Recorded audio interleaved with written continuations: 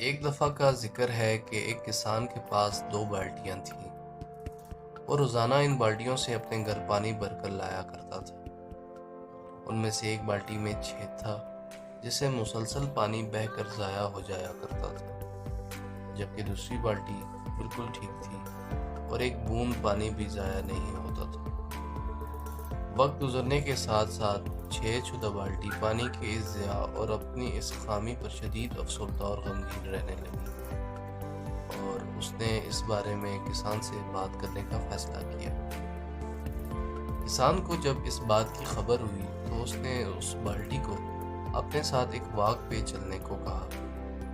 بالٹی مان گئی اور وہ دونوں اس رستے پر چلنے لگے جس پر وہ روزانہ پانی لے کر آیا کرتے تھے، مگر اس بار کسان نے اس بالٹی کی توجہ اس رستے کے ارد گرد موجود خوبصورت بیل بوٹوں، پھولوں اور پودوں کی طرف دلائی کہ دیکھو، یہ قدرت کی خوبصورتیاں، یہ سبزہ اور یہ رونق صرف اور صرف تمہاری ہی وجہ سے ہے۔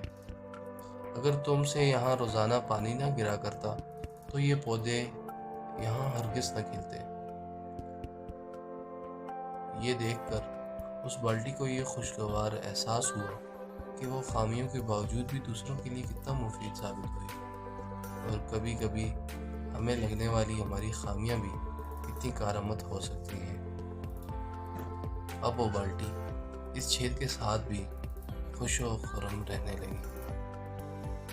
دوستو، کمنٹس میں ضرور بتائیے گا کہ اس کہانی سے آپ نے کیا نتیجہ اخذ کیا۔